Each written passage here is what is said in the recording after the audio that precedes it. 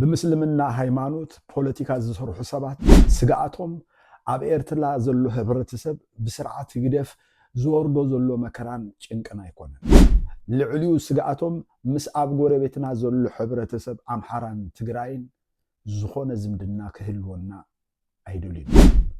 እዚ እንብል ዘለና ካብ ምኽንያት እዩ እስኪ ጀማል ዝዛረቦ ዘሎ ሓደ ዘረባ ንስማ ተቃለስ በብዝ ጥዕማት በዚ ተቃለስ ተውዓተ ማዓሙቅ እተው ولا حنت أقدس فيكم اليوم صنفاويان عوشتهم فرهة عاتقكم عوشتهم تسلقة لابسكم نازل حبرة السبكة لأخت قبروة تدليو نساكم رحمة زبالة له ولا حنت يخت قبروة تقولوا نجاري له من البات تبزع ميدات قبروها لا تسبت أمامين وبحادة عن أرتزوا له سرعة كيك ألس مفل لا يتراهم فضل قالوا ولا حنت تقبروه له يا ريت نسوم عم حق أني بايتهم وتزاروا وتدخلوا إذا نحن نموت نودع التعدنا مر مسكلاو مرار حين مرحن أب إيرترا ومنتاز زخبر أبتحت حق معرض زرقم سرعة رئيس منقسي زاد لنا نحن እዞም ሰባት እዚኣቶም ከምዚ ሰማዕኹሞ እቲ ሓሳቦም እቲ ጭንቆም ኩሉ ግዜ እቲ ክርስትና ዝበሃል እምነት ይስጋኣቶም መብዛሕትኡ ግዜ ኣብዚ ማሕበራዊ ሚድያ ክንዛረብ ወይ ከዓ ኣብዚ ማሕበራዊ ሚድያ መጽኦም ኣብ መንጎና ክዛረቡ ከለው ስርዓት ኢሳያስ ጥራይም ዝብሉ ግን እቲ እዚ ዘረብኦም እዚ ጉልባብ ዳኣምበር ንሕና ኢሎም ዝዛረብዎ እንታይ እዩ እቲ ምስልምናዊ ኣተሓሳስባ እዩ ኣብ ትግራይ ንዝነበረ ኩናት እቲ ዝገደገፉሉ ኣብ ጎኒ ሰራዊትና ኢና ዝብሉሉ ዝነበረ ምኽንያት እቲ ሓደ እንኮ እቲ ኣብ ትግራይ ዝርከብ ሕብረተሰብ ክርስትና ይጠፍኣሎም ከም ዘለዎ ሕሳብ ብምግባር ከም ዝኾነ ዝርዱእ ነገር እዩ ነዚ ነገር እዚ ክገልጸልና ዝኽእል ምቹእ ግዜ መጽኢሎ ሎማዓንቲ እቲ ፖለቲካና ተቀይሩ ህወሓትን ሻዕብያን ኣብ ዝቀራረቡሉ ኡናን ስለዘለና ኣብ ዝእዋን እዚ ከዓ ንሳቶም ኣብ ጎኒ ሰራዊትና ዲና ክብሉ ድዮም ኣይብሉን ክንሪኦም ኢና ምክንያቱ ኣብይ ኣሕመድ ናብ ኤርትራ ኩናት ክኸፍት ከሎ ህወሓት ምስ ኤርትራ ኮይና እንድሕር ትገጥሞ ጀሚራ ኣብ ጎኒ ኣብይ ኣሕመድ ከም ዝኾኑ ዳካኖ ባዕሉ መጽኡ ተዛሪብሉ ዳካኖ ዝተዛረበ ዘረባ እንድሕር ዝክራት ኮይና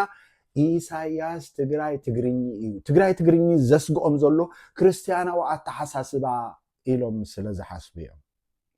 ግን ጀማል ብዙሕ ግዜ ዝዛረቦ ዘረባ ክንፍትሾም ከለና መደምደምትኡ ሓደ ግዜ እንታይ ኢሉ ነይሩ ጀዋር መሐመድ ኣብ ኢትዮጵያ ዘሎ ኩነታት ድሕሪ ሕጂ ደጊም ኢሉ ተዛሪቡ ነይሩ ካብኡ ዱ ኣይተመሃሩን ይኹም ዝዓይነቱ ዘረባ ተዛሪቡሎ ንሕና ይኮና ስቶም ኢትዮጵያውያን ጀዋር መሐመድ ኣይተሰምዑኖም ሶ عام انتاي بالنيرو إثيوبيا أبكيعو خرستنا وخيد تخدم نبرت جزء أبكيعي لك جوار محمد انتاي لنيرو سكن اسمعيه أنا بالله بس أنا إذا بمتو مسلم نو سلزي ما نم سود أفروك أنا إلهم بمين جانغ تونو منلو غوندروس غني يالله ينبرون شجري هي قادني يسنقرن هي ملوت على بتنو سلزي እናንተ ኦሮሞዎች የራሳችሁን መብት ስታስከብሩ የራሳችሁን ማንነት ስታስከብሩ የፖለቲካ ስልጣንን በእጃችሁ ስታስገቡና የአካባቢውን ደህንነት ኢኮኖሚያዊና ፖለቲካዊ ሂደት ኢንፍሉዌንስ ማድረግ ስትጀምሩ ጎንደር ያለው የሃይማኖት ወንድማችሁ ይከበራል ትግራይ ያለው የሃይማኖት ወንድማችሁ ይከበራል ጀዋር መሐመድ ከም ዝዛረቦ ዘሎ እንታይ ዝብል ዘሎ ንሕና እንነብረሉ ከባቢ 900ታዊት ሙስሊም እዩ ሓደ ሰብ ክዛረበና እንተዳደልዩ ክሳዱ ክንቆርጾ ኢና በቃ እዚ ክሳድ ምምንጣስ ገለመለ ዝበሃል ነገር በቃ አተሐሳስቦም ከምዚ ግን ጀዋር መሐመድ ንኢሃዲ ካብ ስልጣን ንከውርዳ እስልምና ምንቅስቃስ ተጠቂሙ ሰሪሑ ዲ ወሰሪሑ ግን ተዓዊቱ ዶ አይተዓወተን እቲ ፕሮቴስታንት ኣብይ አሕመድ በልይዎ ምክንያቱ ነቲ ብምስልምና አተሐሳስባ ክሳዱ ክንቆርጾ ኢና እናበለ ዝሰርሖ ፖለቲካ መወዳእታ ንሱ ናብ ቤት ማእሰርቲ አሞዳታ ደማ ካብ ቤት ማእሰርቲ ወጽዩኻ ኣብ ስደት ኣብ ኬንያ ኮፍ ክብል ኮይኑሎ ምክንያቱ ዝጠቅም ፖለቲካ ስለዚህ ይሰርሑ ምንም ዝጠቅም ፖለቲካ ስለዚህ ጀዋር መሐመድ ንዝተዛረቦ ነዚ ኣብ ኢትዮጵያ ዝነበረ ናይ ክርስትና ተሐሳስባ ኢሉ ኣብ ልዕሊ ክርስቲያናት ብካራ ዝበሃል ዘረባ ደጊፉ ንዑ ምሳሌ ገይሩ ሜንሽን ክገብሮ ከሎ ጀማል እንታይ ይብለና ከም ዘሎ ሩዱ ንጹር ነገር እዩ እዞም ሰባት እዚኣቶም በቃ ከመ እዩት ፖለቲካኦም ጀዋር መሐመድ በድጋሚ ድማ ኣብዚ እዋን እዚ ከምዚ ኢሉ ነይሩ እስኪ ንስማዕዮ ስለዚህ ኦሮሞ ባልሆናችሁ ወገኖቻችን አካባቢ የኦሮሞን ህዝብ ትግል መደገፍ የራሳችሁን የሃይማኖትና ማህበራዊ ትግል መደገፍ ማለት ነው። ጎንደር ውስጥ ተከብራችሁ ጎንደር ውስጥ አክሱም ውስጥ ሞስክ መስራት የምትችሉት የኦሮሞ ህዝብ የአካባቢውን የፖለቲካ ኢንፍሉዌንስ ላይ የሚገባው ሚና ሲጫወት ብቻ ነው። ቃል በቃላ ክትርጎም ከላ ታትርጉሙ እቲ አብ ኦሮሞ ዘሎ ሙስሊም ህብረተሰብ ንመሰሉ እንተዳአ ተቃሊሱሞ ፖለቲካዊ ስልጣን እንተዳአ ተቆጻጺሩ እቲ አብ ጎንደር ዘሎ ሙስሊም ከሙ ድማ አብ አክሱም ዘሎ ሙስሊም መሰሉ ክረክብ በፍላይ ድማ እቲ አብ አክሱም ዘሎ ሙስሊም መስጊድ ክሰርሑ ይብላሉ። እዚ አይሰማምዑላ ዲዮም በዓል ጀማል ወይሰማምዑላ ከመይ ገይሮም እዮም ንዓና ክዕብሉና እዮም ዝሓስቡ ዳ እምበር ንዓና ምስ ዓብለሉ እቲ አብ አክሱም ዘሎ ሙስሊም ሓለይቲ ኮይኖም ድማ እንደገና እንታይ ክብሉ ክጅምሩ እዮም መስጊድ ይሰርሓሉ ክብሉ ክጅምሩ እዮም። ሕጂ እዚ ናትና ሕብረተሰብ ብብላይ ከም በዓል ዝረሰናይ ዝዓይነቱ ዝገርመኒ ሃገር ክትህልወናስ እምነትና ከንቅይር እንታይ ዘረኽብ ኣለዎ? ሃገር ክትህልወካ እምነትካ ምቕያር ኣየድልን እዩ። ሃገር ክትህልወካ ብፍትሒ ምቅላስ ጥራይ ዘድሊ ንዓይ ትግርኛ ምዃን ንዓይ ኦርቶዶክስ ማለት ህይወት ማለት እዩ ናብራ ማለት እዩ መቐረቱ ፍሉይ እዩ በቃ ክትኮኖ ከተላበሶ ከለኻ ዝርዳእካ እምበር ካልእ ኣይኮነን። ስለዚ ጀዋር መሓመድ እኳ ከምዚ ኢሉ ነይሩ ዝብል ናይ ጀማል ዘረባ ርድእቲ እያ። ጀዋር መሓመድ ነዚ ነገር እዚ ንክገብር ክንደይ ክርስቲያን ኣብ ኢትዮጵያ ተሓሪዱሉ፣ ክንደይ ቤተ ክርስቲያን ተቃፂሉሉ፣ ክንደይ ካህናት ድማ ተሓሪዶም እዮም፣ ክንደይ ሕማቅ ነገር ተፈፂሙሉ። ጀዋር መሓመድ ዝገበሮ ግፍዒ እኮ ብዙሕ እዩ ኣብ ልዕሊ ኦርቶዶክሳውያን ክርስቲያን። ዋላ እቶም ተወለድቲ ኦሮሞ ከለዉ ክርስቲያን ብምዃኖም ኣጥፊኦም ኣፅኒቶሞም እዮም። ኣይገርምን? ነዚ ሜንሽን ከገብር ከሎ ጀማል እንታይ ይብለና ከም ዘሎ ርዱእ ነገር ክኸውን ኣለዎ። ነዚ እናሰምዐ ከምዘይሰምዕ ክኸውን ዝደሊ ሰብ ኣይግድሸንን እዩ። ኣብ ልዕሊ እቲ ኣብ ኤርትራ ዝነብር ዘሎ ሕብረተሰብ እቲ ብሄሩ እቲ ቋንቋ እቲ ሃይማኖቱ ብዘይ ምፍልላይ ኣብ ስርዓት ህግደፍ ዝወርዶ ዘሎ ሽግር ንሱ ኣይኮነን ስግኣቶም። ሕጂ እውን ደጋጊምና ክንዛረቦ ዝግባአና ነገር ስርዓት ህግደፍ ካብ ነቶም ክርስቲያን ወይ ከዓ ትግርኛ እንበሃል ንዖም ይጠቂሙ። ምክንያቱ ብሙሉእና ክንስደድ ኣብ ከምዚ ዓይነት ሞት ህልቂት ስደት ክንበታተን ዝገበረና ስርዓት ህግደፍ እዩ እኳ ደኣ ንሳቶም ዝሓሸ ህይወትን መነባብሮ ንነብሩ ኣለዉ። ስለዚ መብዛሕቱ ግዜ እንዛረቦ ዘለና ዘረባ ብምክንያት እዩ። ንሕና ክርስቲያን ኮንና ብክርስትና ዋላ ሓሲብና ፖለቲካ እንተሰራሕና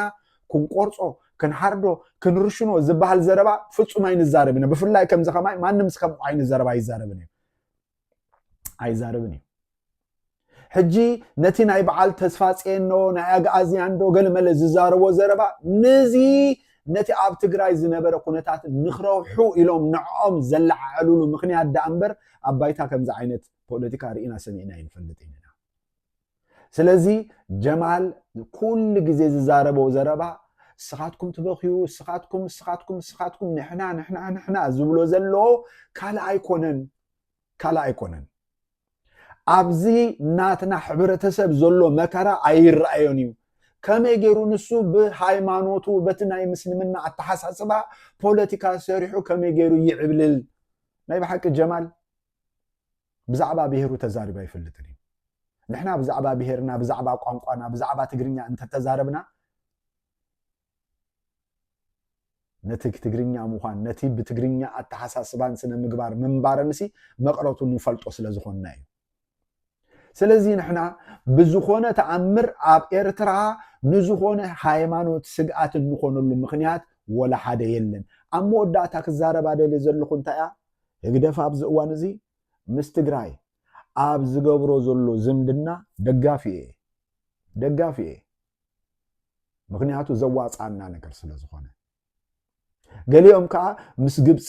ምስ ሱዳን ምስ ኢማራት ምስ ዓዲ ስዑዲ ገለ ክብሉ ይኽእሉ እዮም ይግበርዎ ወላ ሓንቲ ፀገም የለን። ግን ስርዓት ህግደፍ ኣብ ልዕሊ ህዝብና ዝፍፅሙ ዝነበረን ዘሎም መከራ ንቃወም ዲና እዎ ንቃወም። ግን ኣብዚ ሰዓት እዚ ካብ ኣብይ ኣሕመድ ዝመፅእ መጥቃዕቲ ኣብ ኣብይ ኣሕመድ ዝፍኖ ሽግር ምስ ሕወሓት ገይኖም ዝፈትሕዎ እንተደኣ ኮይኖም ዋ ነታ እስላማዊት ውድብ ጀብሃ ምስ ሕወሓት ከይኖም እንዲኦም ኣጥፊኦማ እንታይ መለስ ኣለዎ ወላ ሓንቲ ፀገም የብሉ እቲ ቀደም ዝገበርዎ ነቲ ቀደም ክገብርዎ ከሎ ቅቡል እንተዳ ኮይኑ ህዝቢ ኤርትራ ሕጁን ቅቡል ክገብሮ ጥራይ ዘለዎ ወላ ሓንቲ ፖለቲካ መክሰብ ስለ ዝኾነ ስለዚ ንሕና ትበሃል ዘረባ ጀማል ሓወይ እንተገደፍካያ ትሓይሽ ካልኣይ ከዓ ነዚ ንሕና እንዝገብሮ ወይ ከዓ ንሕና እንሓስቦ ናይ ፖለቲካ ኣካይዳ ንዕኡ ተቃዊምካ ሸውዓተ መዓሙቕ ይእተው እንታይ መባላ ድልየካ ብስነ ምግባር ንምንታይ ሕማቕ ነገር ከይተዛረብካ ጽቡቕ ነገር ተዛሪብካ ፖለቲካ ዘይትሰርሕ ሰላም ኣምላኽ ምስ ኩልና ይኹን ንሕና ኦርቶዶክሳውያን ክርስቲያን ብሓፈሻ እዚ ክርስትና ዝበሃል እምነት ብሓቂ ኣብቲ ናይ ህይወትና መሪሕ ዝኾነ ቅዱስ መጽሓፍና ምስ ኩሉ ሰብ ብሰላም ንበሩ ይዝብል ኣይንኳንዶ ምስ ደቂ ዓድና ምስ ጎረባብትና ኣብ ዓለም ዘሎ ሕብረተሰብ ብሰላም ክንነብር መጽሓፍና ይዕድመና እዩ ክርስቲያን ኮንካ ክትነብር ከለኻ ክርስቲያን ንዘይኮነ ህዝቢ ሓደጋ ክትከውን ኣይፍቀድን እዩ ኣብ እምነትና ከምኡ ዓይነት ነገር የለን ሰላም እግዚአብሔር ምስ ኩልና ይኹን ንዓኻ እውን ጀማል ሓወይ ሰላም እግዚአብሔር ምሳኻ ይኹን ክርስትና ንዓ ጣዕሞ ኣስተማቕሮሞ ህይወትካ ክባረኽ እዩ